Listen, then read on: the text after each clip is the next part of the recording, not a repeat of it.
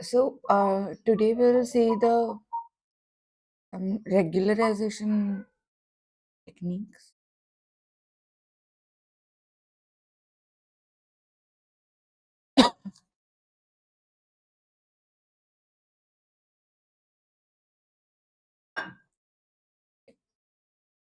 So, usually when we are training a model, there are uh, two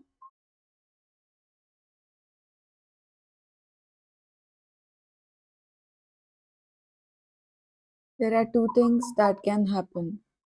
So one is bias and one is variance. So what happens in the bias is you get bad accuracy for both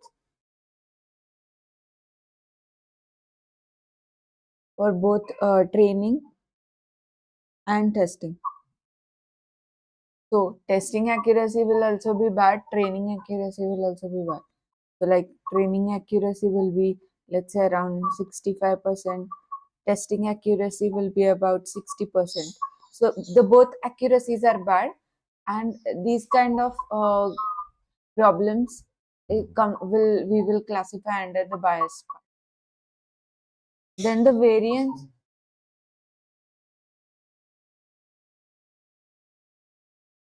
So the variance is like when the training accuracy is high, like 95% or 90%, and testing accuracy is bad, like 60%. So here, doing good on training data, but bad on testing.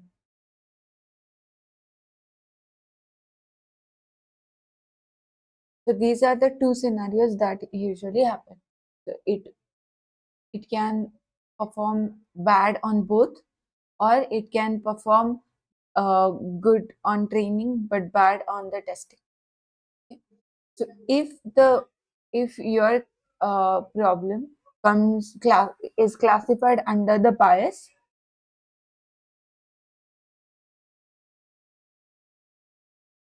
if your problem is classified under bias, the simple resolution is to the resolution here is to go for a complex model.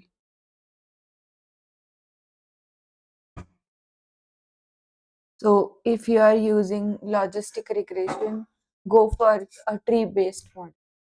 So like that, go for a complex model. That is the resolution in case your both training and testing accuracy is bad. But in case your train accuracy is really good and testing accuracy is bad, that means it is overlearning. It's overlearning the data, uh, training data. So in order to handle such situation where your train accuracy is high, test accuracy is low. So there are two ways we can handle this part. So what we need to do in such cases, prevent overlearning. So now there are a couple of ways to handle the overlearning, but before that, let's understand what we mean by overlearning. So let's say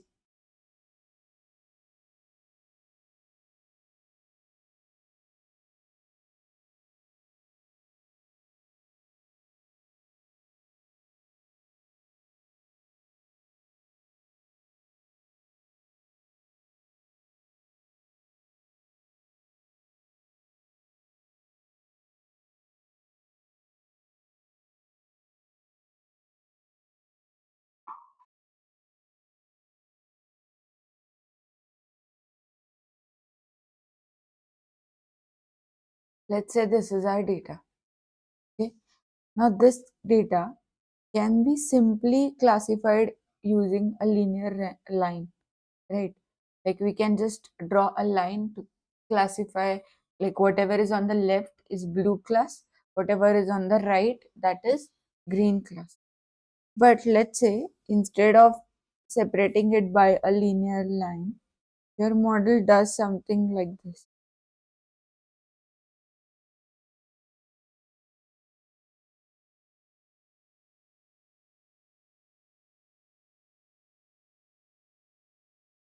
Okay? Your model is something like this.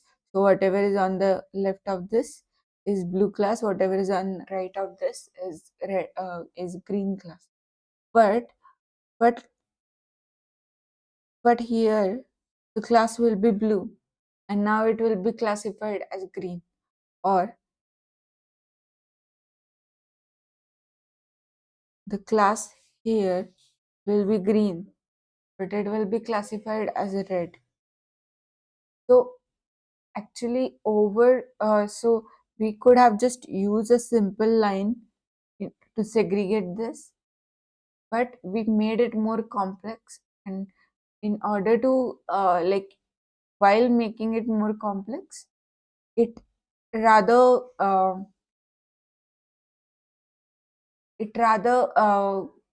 led to the more misclassifications. It will do very good on the training data, because training data is what we have, we have followed the curve of it. But on the testing data, which is not exactly like falling on the training data, you will misclassify a lot of those points. So another example could be,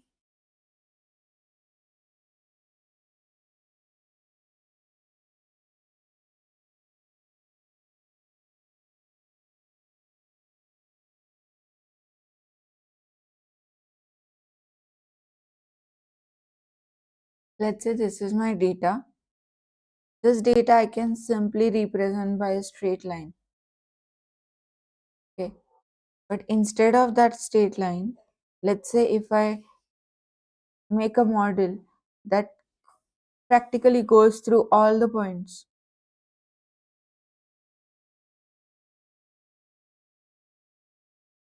and simply overcomplicating the model, what I have done is I have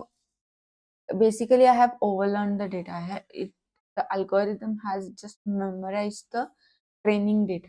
So though it will work like with 100% accuracy on the training data, it will miserably fail for the testing. So if this is the testing, then it would not do really well. So this much would be the error for the testing data. So though we have 100% accuracy on the training, we will do something like 50%, 60% on the testing data. So it would really fail like very badly for the testing data. So if model is so overlearned model do really well on the training data, while it fails for the testing data. So using regularization technique can prevent the overfitting, and we can basically apply this regularization technique for any model, and the goal here is to prevent the overfitting, and also the effect of um, so let us see, we will also reduce the effect of outliers. So the goal here are two: we want to prevent overfitting, and we want model to uh, per- perform well even if there is influence of the um, outlier. But let us see that. So the main goal here is to prevent the overfitting. Now, so let us see what uh, what we are trying to do. Let me take the example. So Majority the effect is when, if you see, if your data is near to the line, that data doesn't affect much. But if your data is somewhere here, let us see what first it does to the till here it is clear, like why we are trying to do what we are trying.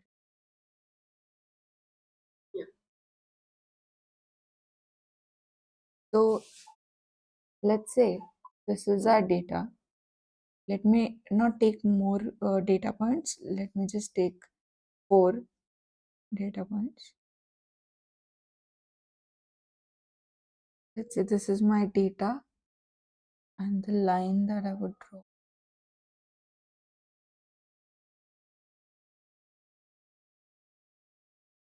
Let's say something like this. Then this was my earlier model. So uh, what we were this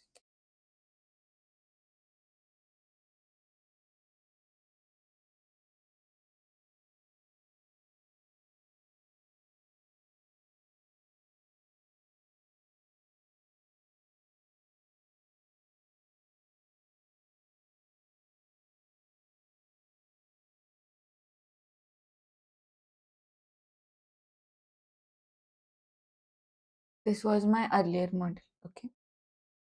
So green line is my uh, old model.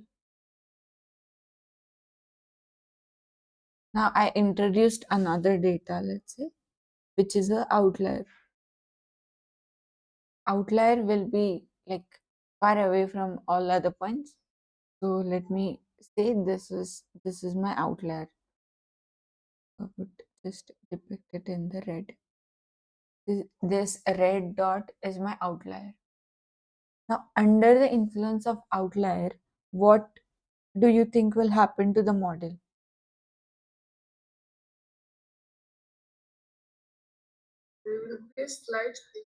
Hmm.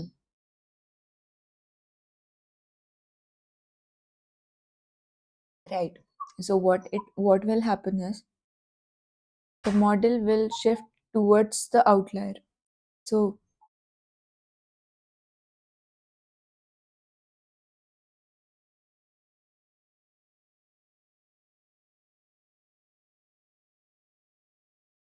the model will now come somewhere here. Okay.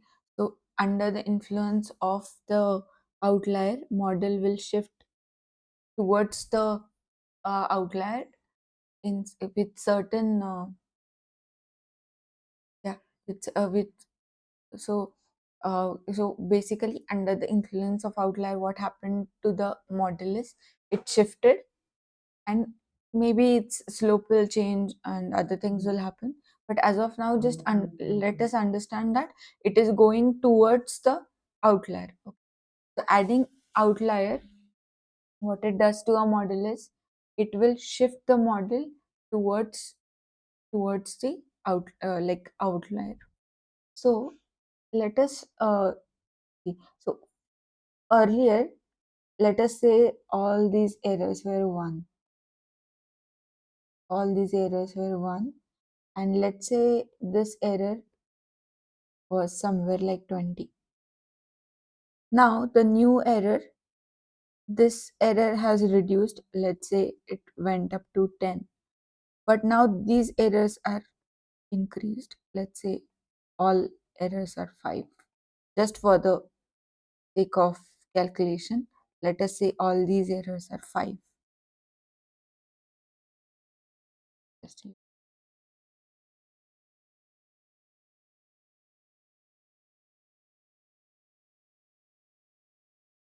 so all the errors with the first model, from all the data points, all the inliers, it was doing well for the inliers, and all the errors are like 1 unit.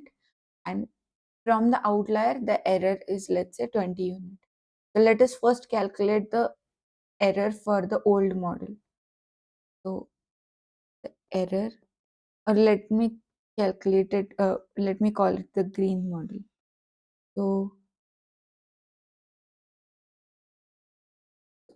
So, green model,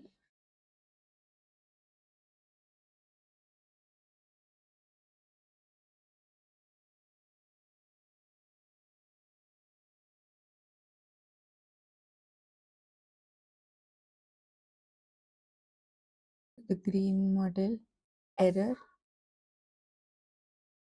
will be equal to 20 square. This 20 is the error from the outlier, plus 1 square, plus 1 square, plus 1 square, plus 1 square. Okay. So the total error is 404. Right. Now let us calculate the thing for the green model, gray model. So let us see how the gray model performs. The gray model,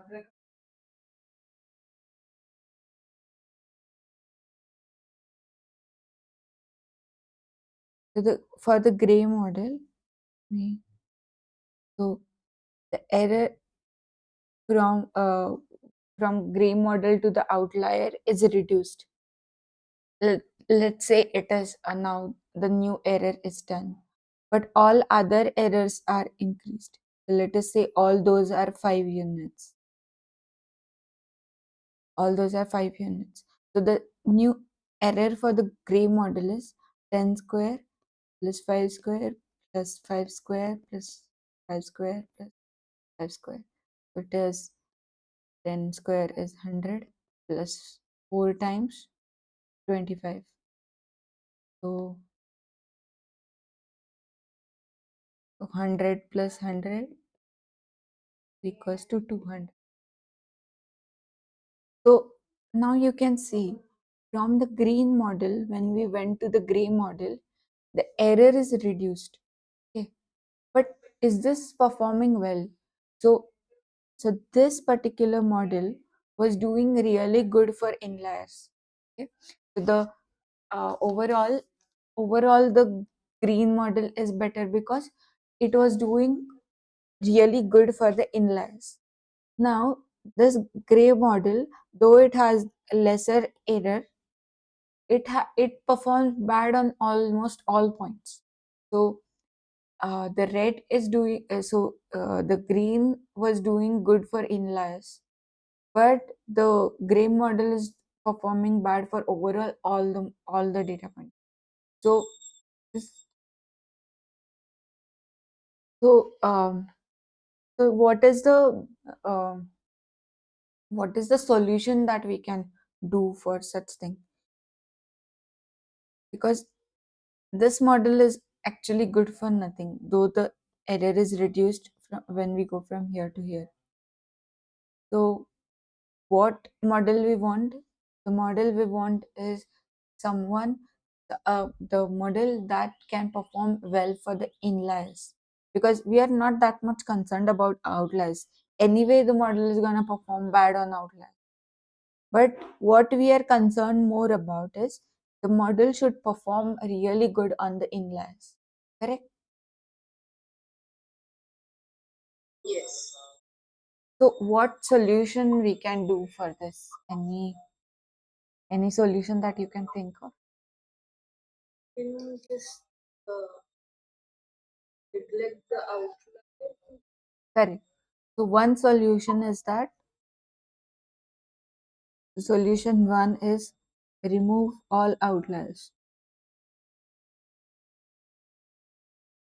and only then we can do the fitting. That is the more logical way. But there is another solution that we can use if you don't want to do any pre-processing. There is one more thing you can do is use regularization.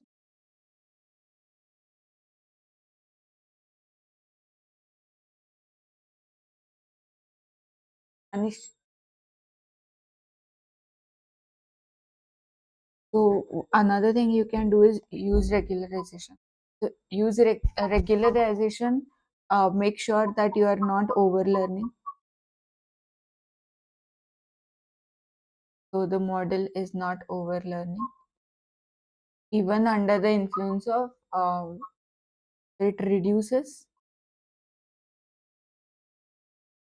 the effect of outliers. It doesn't completely remove the effect, but it reduces the effect of outliers. Okay, till now the is the concept clear, like why we are doing it, and so basically what is the purpose of this? Yes. Okay, so now let us see like what do we exactly doing. So, so earlier this was our green model, and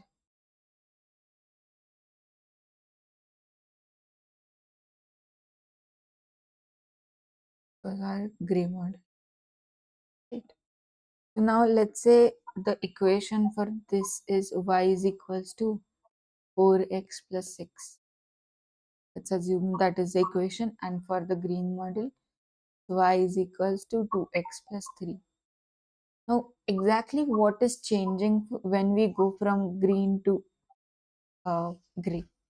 So earlier, alpha and beta values were 2 comma 3, and from that we went to from this we went to from this we went to 4 comma 6. Okay, so basically your alpha and beta parameters are in. So why basically these parameters are increasing? Because first thing is outliers are always away from the origin. Okay?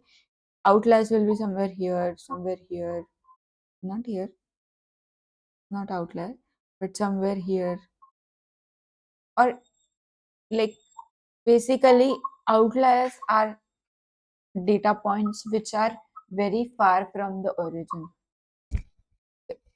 This data point would be very far from the origin. That is what outlier is. It would not be close to outlier, close to origin.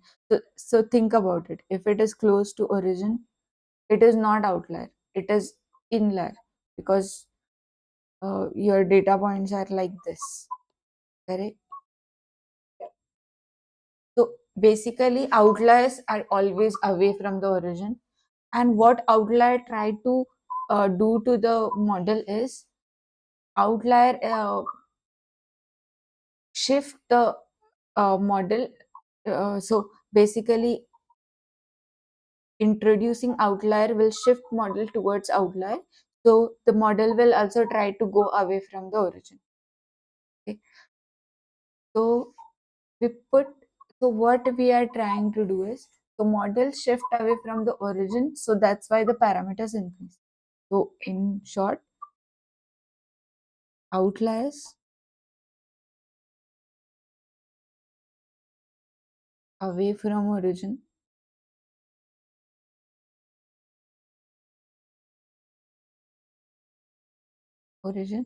Okay, so introducing outlier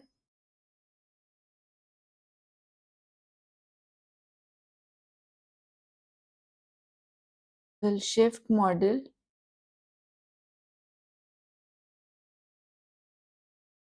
towards outlier,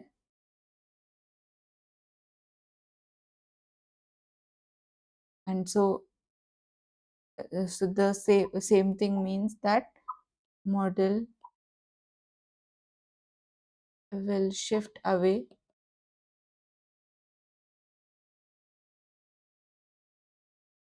from the origin.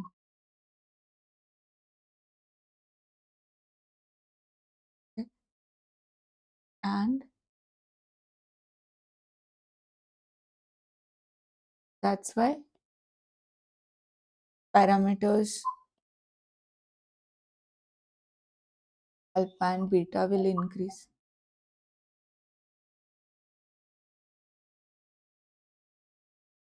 Okay, so outliers are away from the origin. Introducing outliers will shift model towards outliers, and that means the model will go away from the origin and the parameters like alpha and beta will increase. Okay. So what we want to do is basically we want to penalize the model so that when the model tries to go away from the origin, we will introduce some penalty. So what will happen is it won't move too far, but rather it will uh, stop after some time. So what I mean is, so this was my earlier model.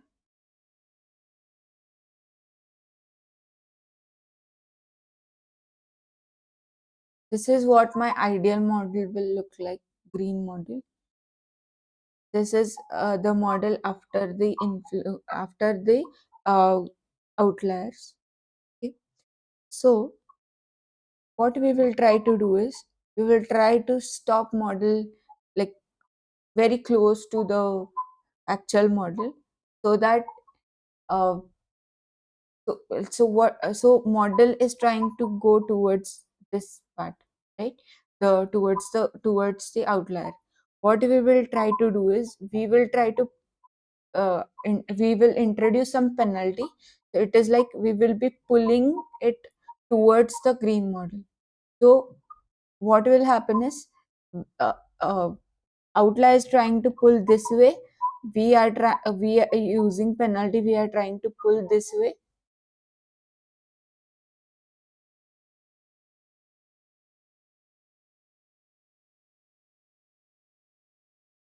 So basically, outlier is trying to pull this green line towards the gray, and what we are trying to do is we will introduce penalty such that it will go from gray to green. So whatever is the uh, like cumulative effect of it is, it will end up somewhere very close to the green line. Okay. So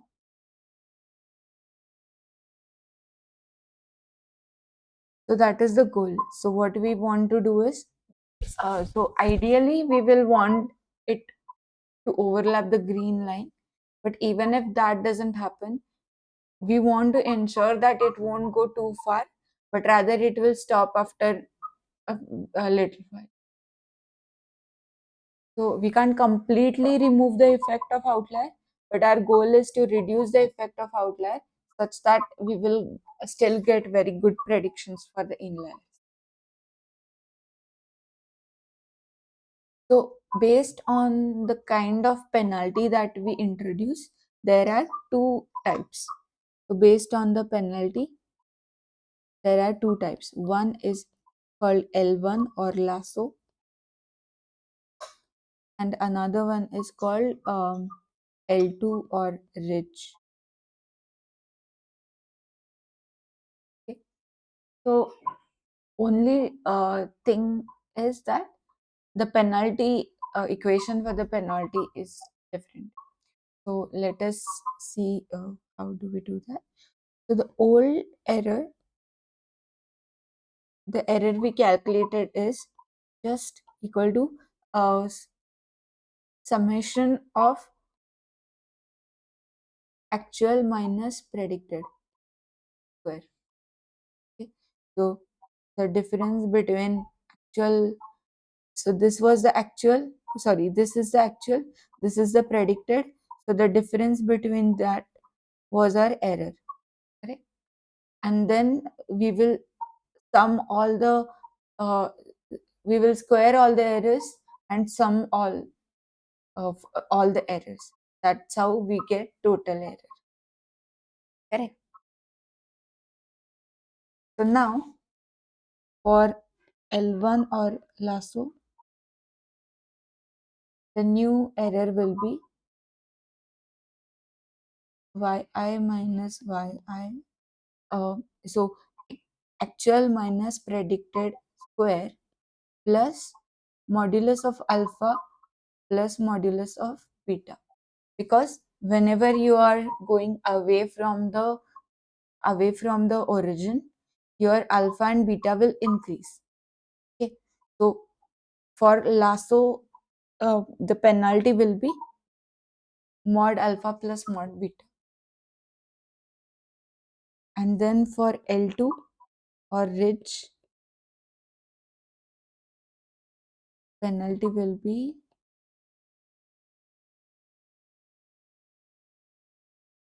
alpha square plus beta square. So the new error is equals to old error plus penalty. So the penalty is what? For lasso, it is just modulus of alpha plus mod beta, and for ridge, it's alpha square plus beta square. Clear? But this penalty both has to be applied or only one? So we will see which one to apply in which case. Actually, both has different purpose, so we will see that part.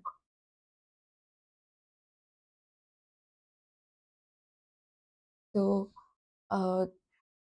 actually, it's a very good question. Let us uh, so in order to understand that part, let us see what each of the penalty does to the model. So let's first see what lasso does. So do you know what lasso actually means? So a lasso is like a dog belt. You have seen that cowboy, like they will have the rope and they will rotate it and to catch something, or the dog belt. So uh, how the dog belt will be is like, so basically there will be one loop which will go into the neck of the dog, right? Yes, yes. And then one leash will be there that will be in your hand, correct? Okay. And what you are trying to do is you will be pulling, you will be, this point will be fixed in your hand, so even if dog tries to go away, it will be restricted, so you will be pulling it towards you. Okay. The same thing basically lasso does. So whenever you are controlling, yes, so whenever you are it is going away, you will be applying some force to pull it towards you. Yeah, so this is called lasso, and that's what actually the model is trying to do. That's why it's named so so the difference between lasso and ridge is that how basically and it tries to control, so that is the only part. So what lasso will so let us first see ridge, because it's easy to. So what ridge will do is it will try to restrict the parameters within a given circle. So this is alpha axis, this is beta axis. So what ridge is saying is all the alpha and beta parameters should be within the circle. So ridge will try to get it closer to the origin, and it will try to restrict the alpha and beta parameters within the circle, within a given circle.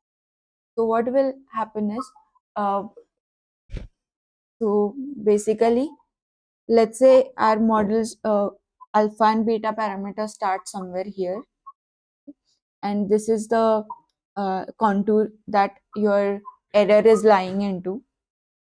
So basically, what your ridge will do is it will try to get this contours to be closer and closer to the circle that it is trying to.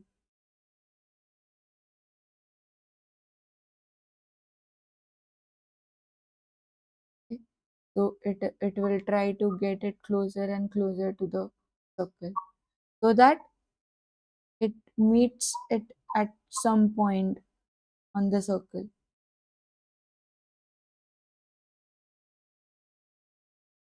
So wherever it meets, these are your new alpha and beta. So so in the absence of the ridge, this was your old parameters. These were the old parameters, right?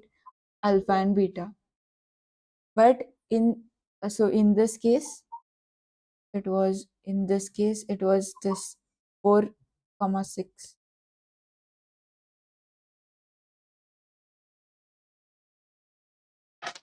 So in this case it was 4 comma 6. These were the old parameters. So 4 comma 6. So now what the lasso will basically do is it will try to get it closer to the circle. Okay.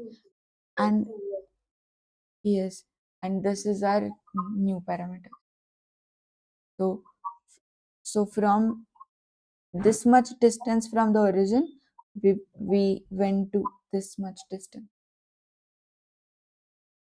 So in absence of ridge, the parameters are lying somewhere here, and ridge is saying that it won't allow the parameters to be outside of the circle. So the ellipses are approaching the circle, and it would touch somewhere here, and then it would settle.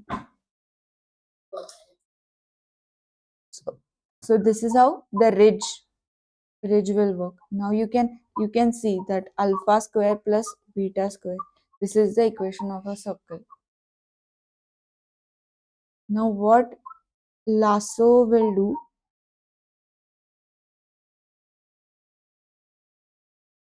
equation of lasso is this.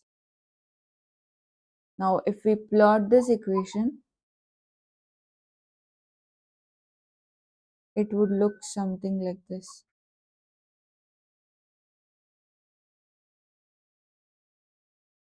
So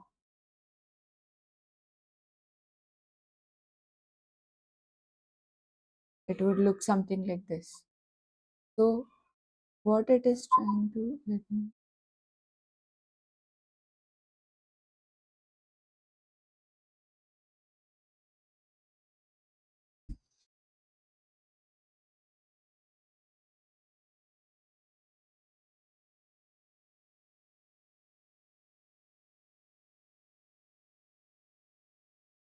this is somehow the uh, lasso will look like. This is alpha axis, this is beta axis. Okay.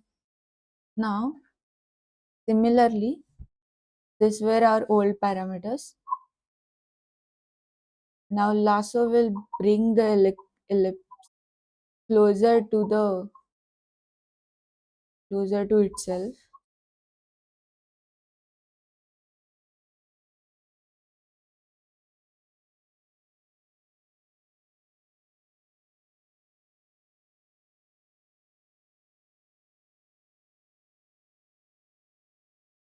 But now see, the probability that it will touch the vertex is very high. See here, there is no vertex. Okay, in the circle, there is no vertex. But in this case, the probability that it would touch the vertex is very high. So, because the ellipse is approaching this way, and so these were our old parameters, and this will be our new parameters. Okay. Now, can you see here one of the when you are touching the vertex at one axis, so one of the parameter has become 0. Can you tell me which parameter is 0 here? alpha will be 0, right? So this is the alpha axis. This is huh.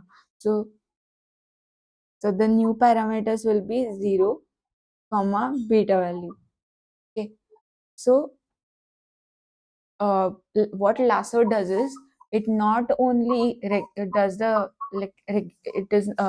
it is more importantly used for the feature selection. What I mean is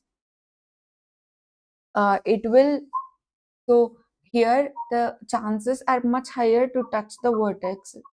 So so Lasso is also gonna help in feature selection. That means if the feature is not that much important, it will make it 0. So for example, if you have alpha 1 plus beta 1, so alpha 1 x1 plus alpha 2 x2 plus alpha 3 x3 plus beta. Okay. So beta it is not gonna affect, but let's say alpha 1 and alpha 3 are 0. So the new equation is alpha 2 plus x2 plus beta. So this will reduce the unimportant features. Okay. So Lasso is basically used to uh, remove the unimportant features, while Rich we use for the regularization. The main purpose why we use Lasso is to uh, do the feature selection, while Rich we use more importantly for the regularization, or to uh, yeah, for the regularization is correct. So L2 or Rich we will use for regularization,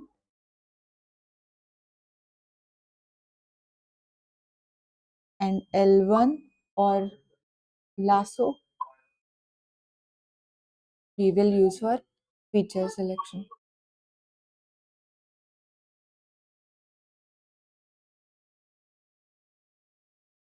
Okay. So till now, is it clear? Yes. So basically the equation of L1 will be sum of y minus, so actual minus predicted square plus, so multiply we use lambda in order to choose how much of this penalty we need to give. This is a hyperparameter, so we can choose. Then L2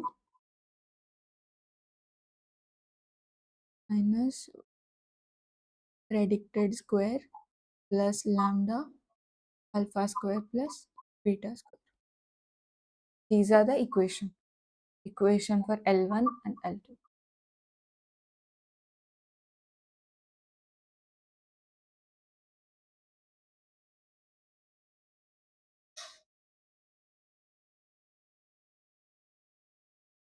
Till now it is clear.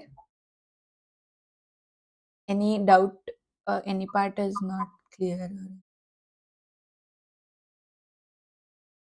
Yes. Okay. So then there is another model that is called Elasticnet. So Elasticnet is basically the combination of Lasso and Ridge. It's the combination of both. Okay. So Elasticnet is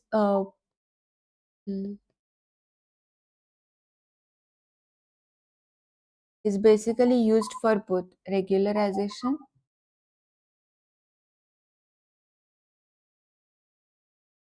and also for the feature selection.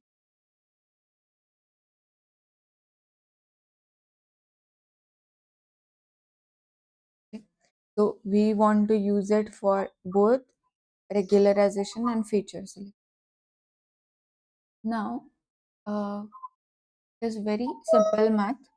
So I'll just write it down. First, our old error was common in both L1 and L2.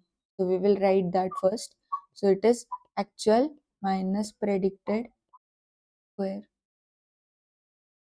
Now here we always have lambda for the both.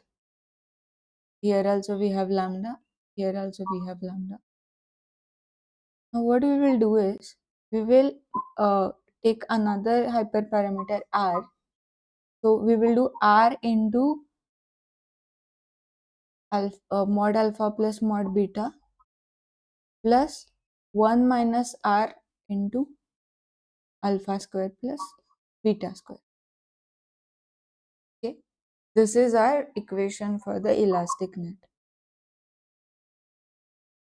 So when your r is equals to 0, this is nothing but your so when r is equals to 0, your value will be reduced to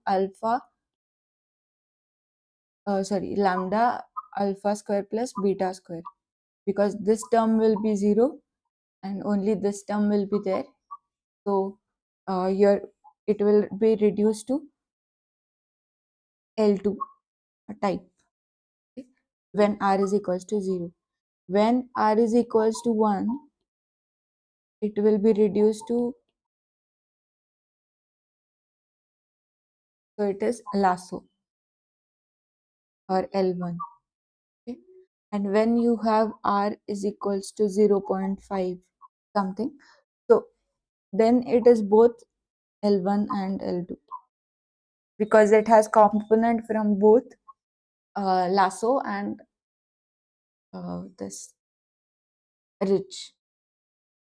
So then it would be used for both regularization as well as feature selection. So if we want aggressive feature selection,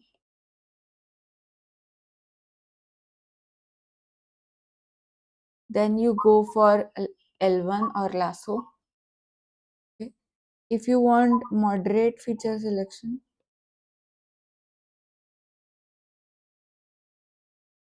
or no feature selection, then you go for L2.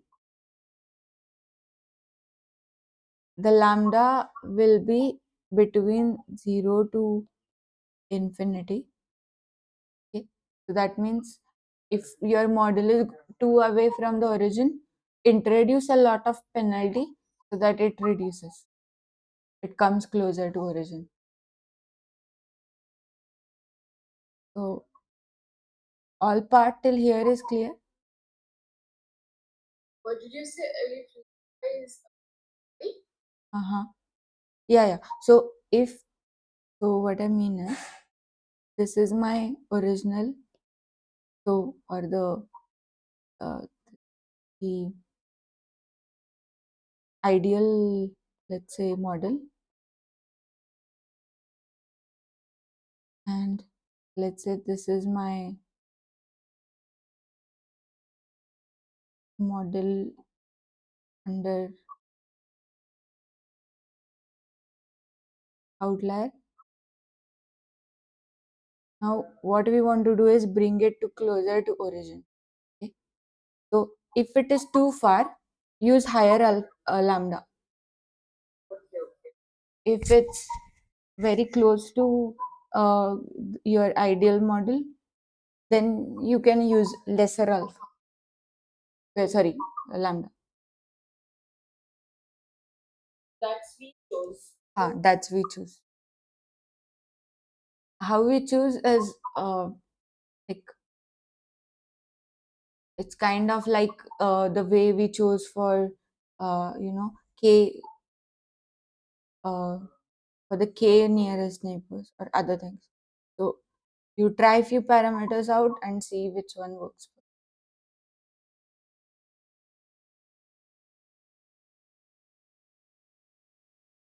We'll see how to choose that parameter, but as of now, just understand that you can choose any value, and So basically, yeah, we can choose all the values from 0 to infinite.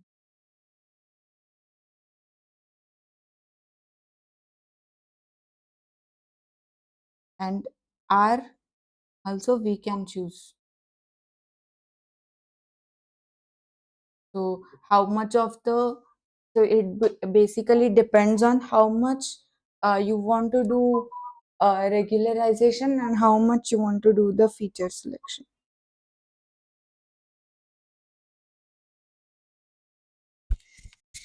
So is it clear or any doubt?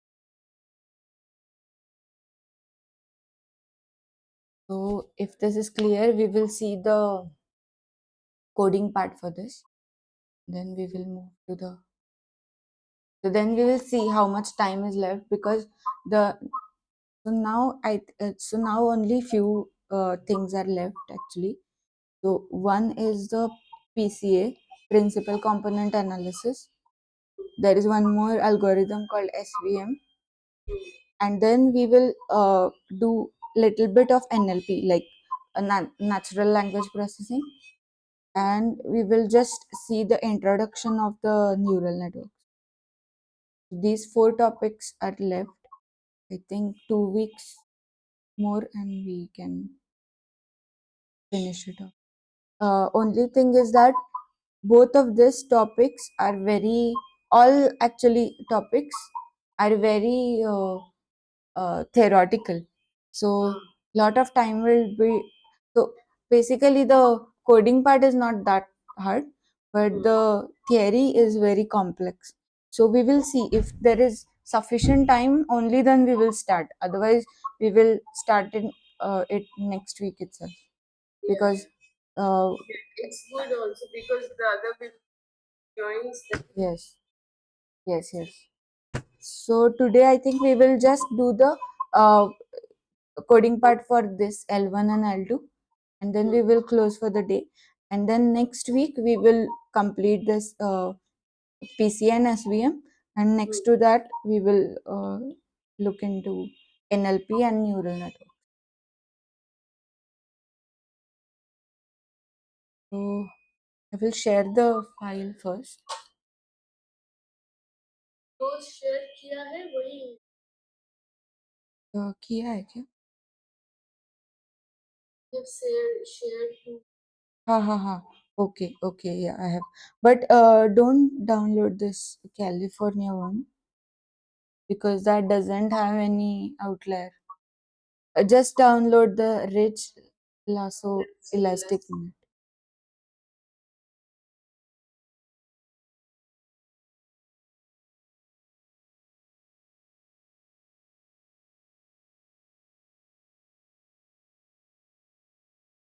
So we have part on the Lasso, right? Both Lasso, Ridge, and Elasticnet. So we will see the coding part for all.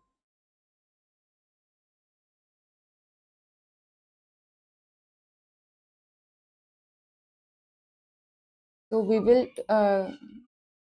Sorry, sorry. I was on mute. हाँ हाँ. Then we'll take. Yeah. So we will see the coding part for all three: Lasso, yes, Elasticnet, and Ridge, and then we will close for the day. Let's take a small break then. Okay, okay. Then we will meet at 9:35. 30. Yes, 35. Okay. 9:30.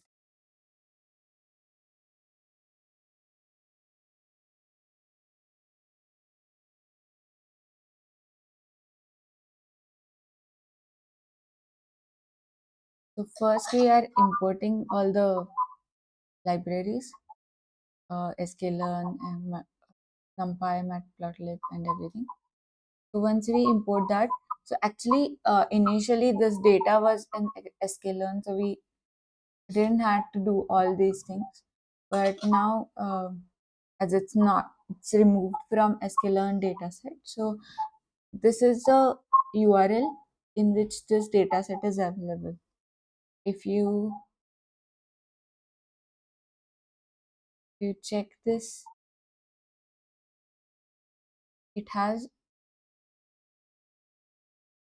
if you share this, if you check this link, which is, uh,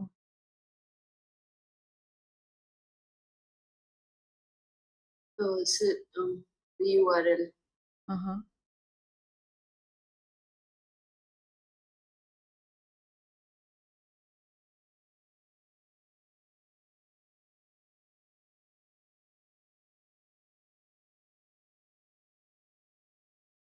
let me, uh, if you open this URL, you can see first few lines are the description and then the code start. So here they haven't given the header, so we will need to give that. And this is the, these are the variables that are there. So they have also given the description. This CRIM is the per capita crime rate. So basically this is the house price data in the Boston. So in the Boston, whatever is the parameters and how it is affecting the house price. Okay. So basically, with all these parameters given, our goal is to predict the price of the house. Okay. Now, the first, मेरा ना एक error आ रहा है, code error. which part? मतलब कौन सा? When did when I do the loading and Boston dataset, there's an import Okay, error. okay, The okay, okay. I think I haven't sent the new file. Let me.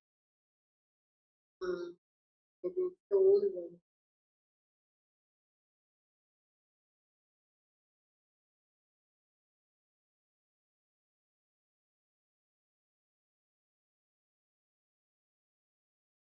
Yeah, you can upload this notebook. This is the new. Yeah. So you should be able to see the URL and then. Yes.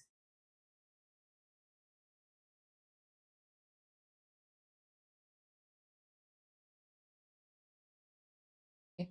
So, uh, so basically, first we are importing all the libraries.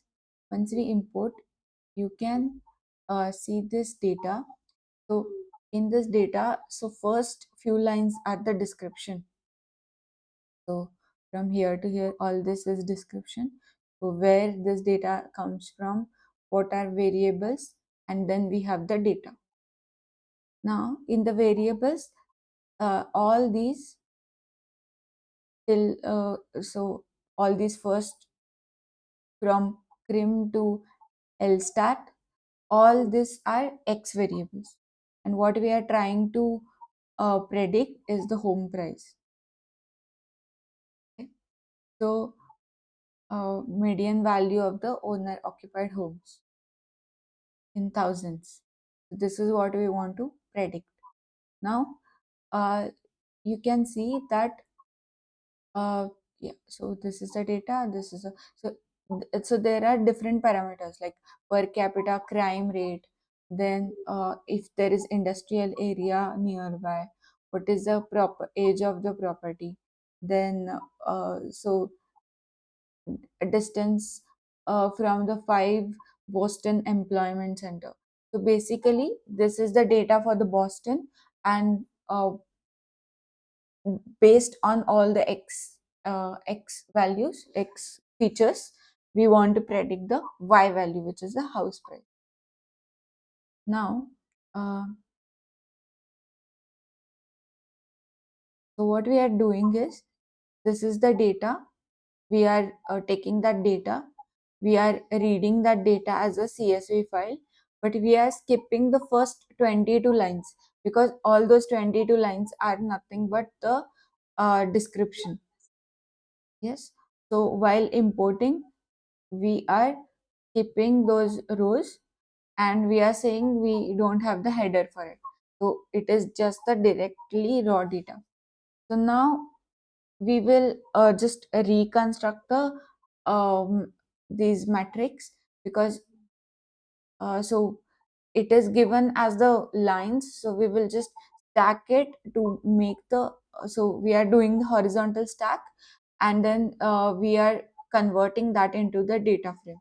So this is just some reconstruction of the data just to get it in the correct format. Okay. Now these are the column names that are listed over there, and their description. So so per capita crime rate, then what is the age of the property, and so on. So different uh, features, names of the features, and then the description of those. Now we are so we are just whatever the pre-processed data that we have just converted that into a data frame, and then we have given the column names just as the feature names. Remember, these are all comments, so only this part is the name. So we have given the name of the feature, and we have said that house price is the target variable. Now once we have the data pre-processed, the data looks like this. So all the feature names and the data. Okay. So I have printed some few top few values just to understand how the data looks. Now, once we have this data formatted properly, we will be splitting it into X variable and Y, X features and Y prediction. So the X and Y. So what are the features and what do we want to predict? So this is what X looks like. All the X features, and let me go how.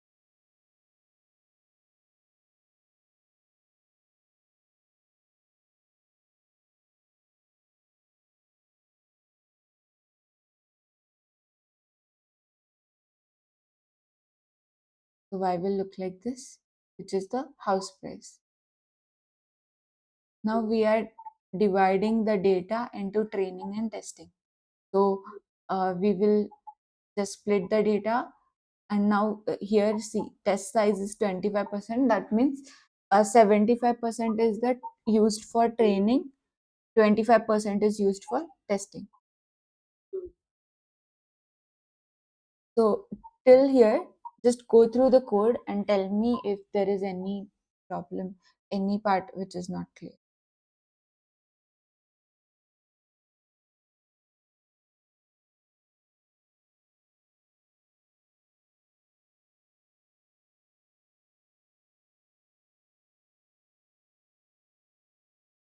Mhm. Looking data is stacking. Mhm. So there's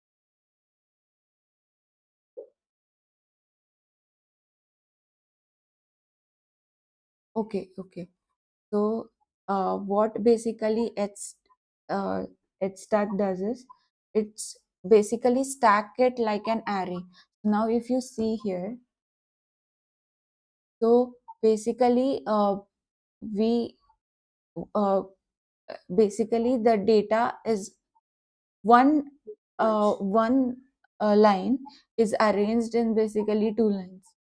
So Mm, what it will do is it will take this part and mm, arrange it just next to it. So basically it will bring all of this in one line. That's the purpose of these this stacking. So we want to bring it all in the one line. Now once we do that, then we want to convert it into data. This is just because they have given the like slash and or they have bring it to the next line. That's why we need to take this part which is on the second line and bring it uh, like next to the first one. Yeah. So this we had to do it because just because our what to say our data is structured that way, nothing else. If it was properly aligned, then we don't have to do that.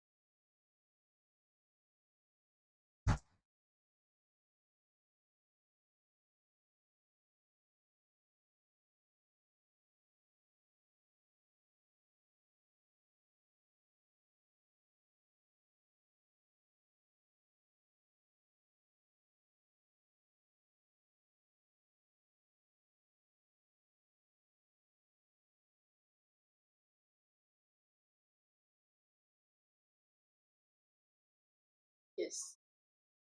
Okay, so no doubt the other part as well. Yeah. Okay, so once we have the data pre-processed, we will split it in the XY, and then that data we will split into training and testing. Once this is done, then we will apply the first we will construct a regression model, linear regression model. So we have just done the simple linear regression. Remember, fitting the line to the data. So we have imported the linear regression model. Then we have fit the model on this training and training data. So basically, based on that training data, it will construct a model. So basically, you have the parameters alpha and beta based on this data, training data. Now, once the model is constructed, you will do a dot predict in order to uh, get the predictions on the test data.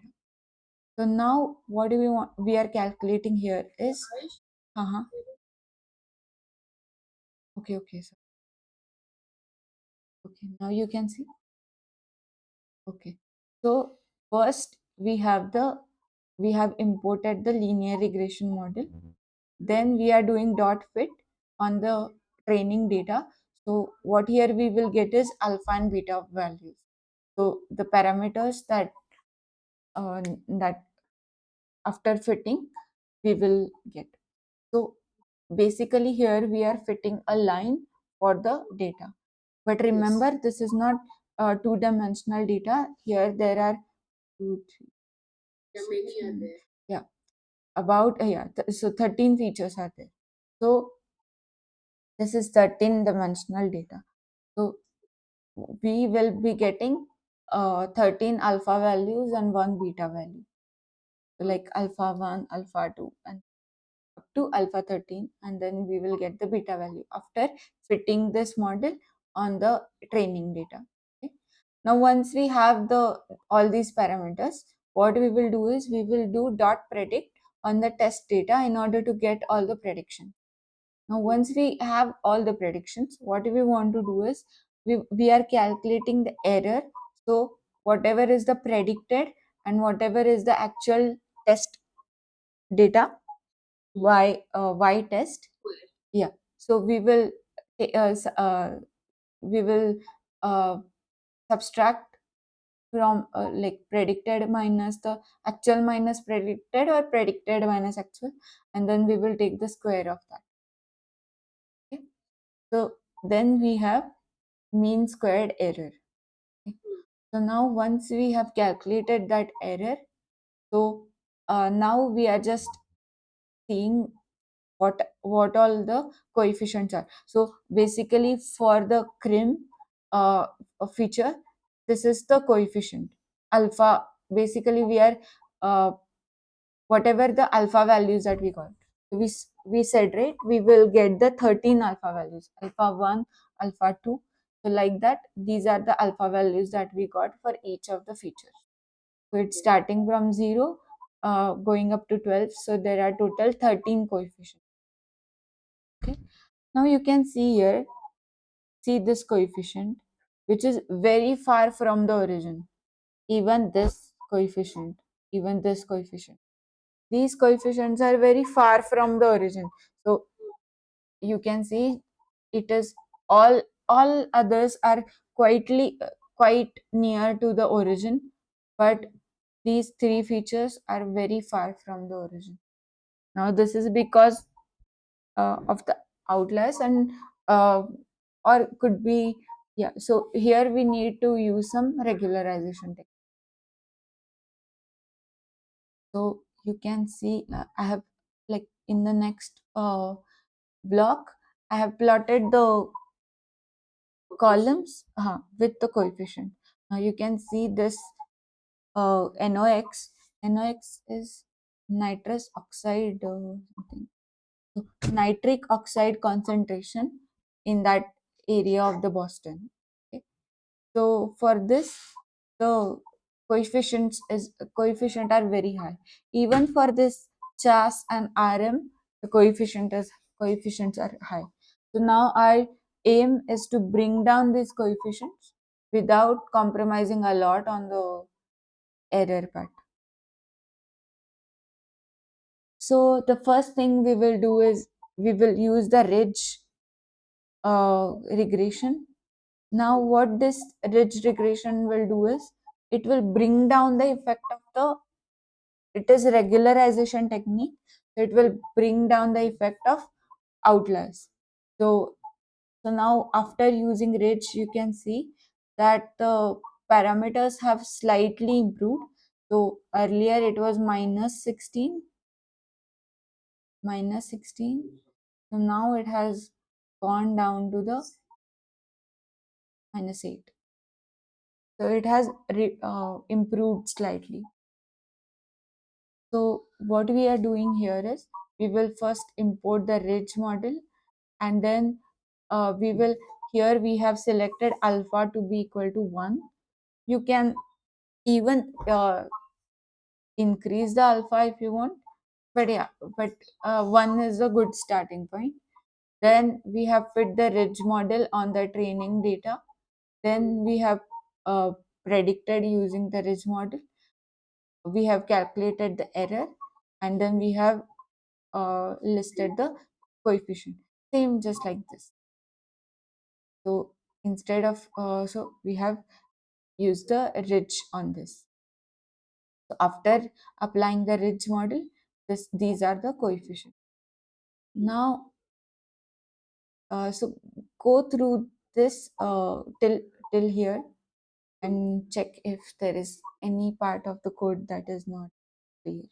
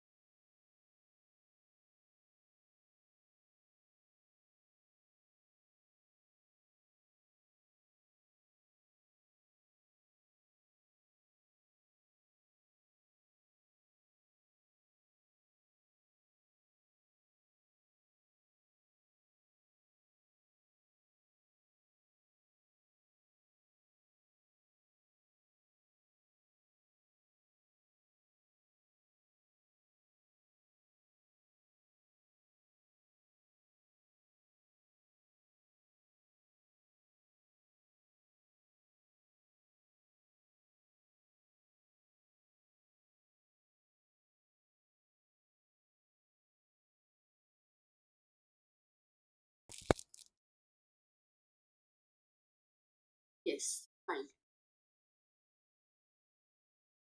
So you can actually see here if I vary alpha, right? Earlier alpha was 1. So Mm. these were the values 2.5 minus 8.4. Now if I increase the alpha to let's say 2, you can see this value has reduced, like Mm. going towards the origin, minus 6. These are also slightly reduced, but not that much. But this you can see the considerable difference. So the more the alpha, higher the penalty, and Mm. more it will pull towards the origin. And then the next one is the lasso. Now, as I said, lasso is more important for the feature selection. You can see here for these three, the coefficient has become 0. So, if you see the description actually, NOx stands for nitric oxide concentration. No one cares about, no one sees what is the nitric oxide concentration while purchasing the house. I mean, it doesn't seem like a important factor anyway. And the chas is like it is saying if the house has near a river nearby or not. Like most of the houses won't have river nearby. So basically, those it doesn't seem like two important points. So Lasso is very efficient uh, in removing all the features that are not important. So it will remove all the features or make the coefficient 0 for all those features which are not that much important in the prediction of your y variable. So this is very useful method in feature selection. So here also we have used the alpha equal to 1, and then we have fit the lasso on the training data. Then we have predicted it on the testing data. We have calculated the error,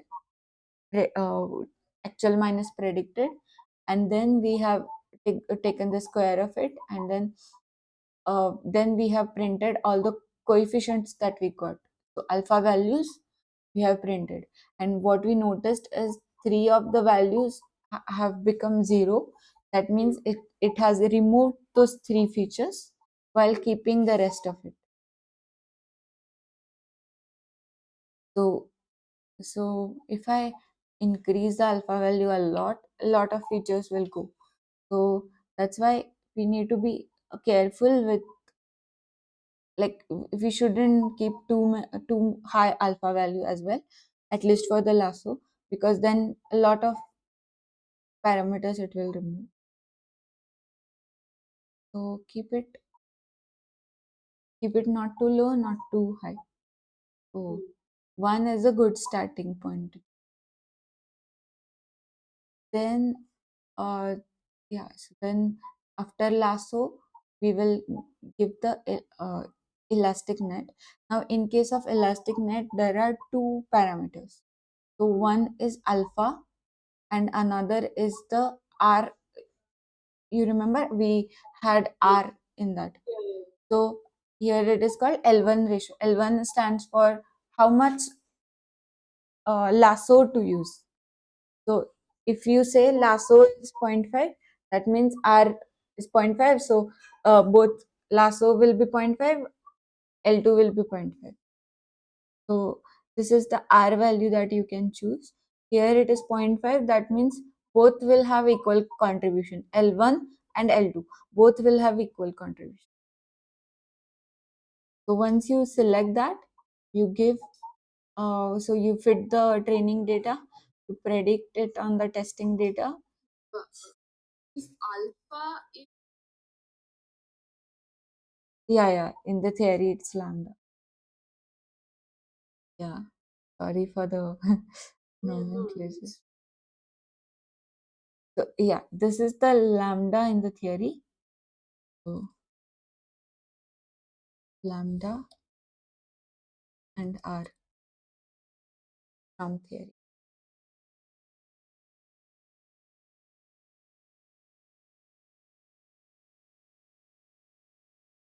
So yeah, so then we are just fitting the model, and then we are so now you can see here earlier three um three Zero. things yeah, three features are zero. Here just two features are zero. It has a retained one, the index. So basically it this is like not so it won't do all the features zero that it has done previously when you used Lasso independently, but what it will do is it will do the combination of both.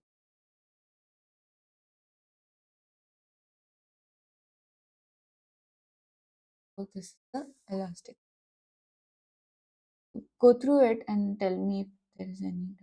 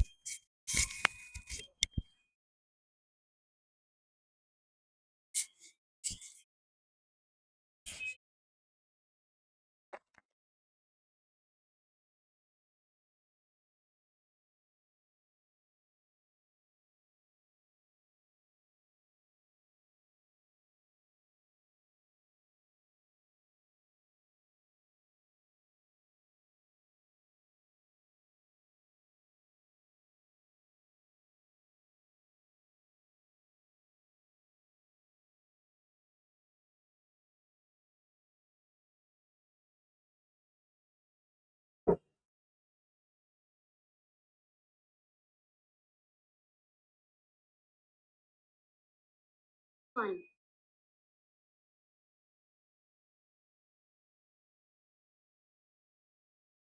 Only thing is, so I think the theory part I'm trying to cover as much as, but I'm not able to do a lot in terms of the Python. So, Yes. I so think we once we one. yeah, so what we can do is, can after theory we can do one project, two Yes. projects that we do that. But one thing is that if you try to write these codes Yes. without looking into the, so you can use Google, but Yeah. don't use ChatGPT or this code. And then if you try to write, then you will get the gist of it. Yeah. So Yeah. because even if you search,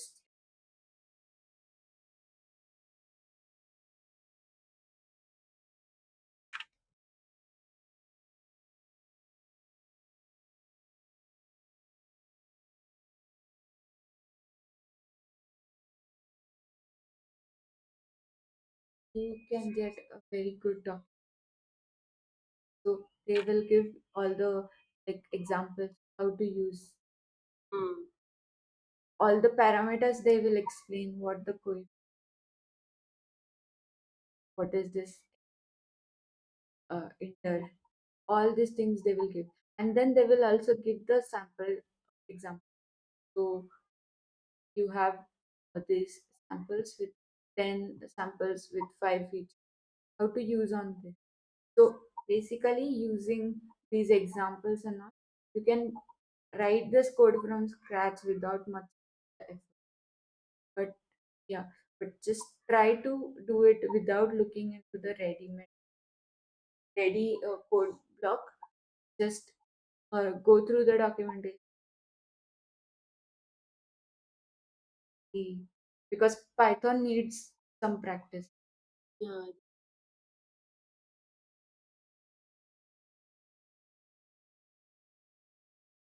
Theory, I think once you go through the theory part, you will.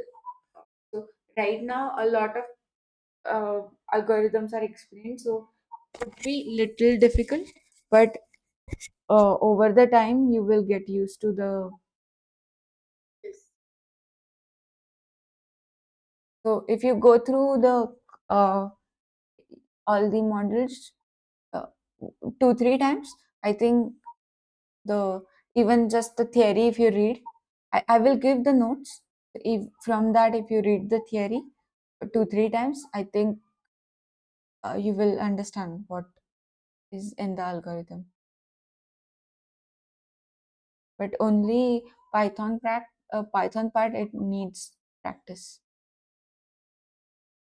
So what we will do is we will do one project on the classification and one project on maybe regression. Let us see. So we will do 2 projects, and then I think we will be able to apply whatever we learned. Okay, then I think good for the day. Yeah. Yes. Yes. So yeah, next Saturday we will. So that time, because even if I start now, we won't be able to finish. Again, we will be left halfway. Takes time. Bye Chalo. bye. Bye bye. Good day.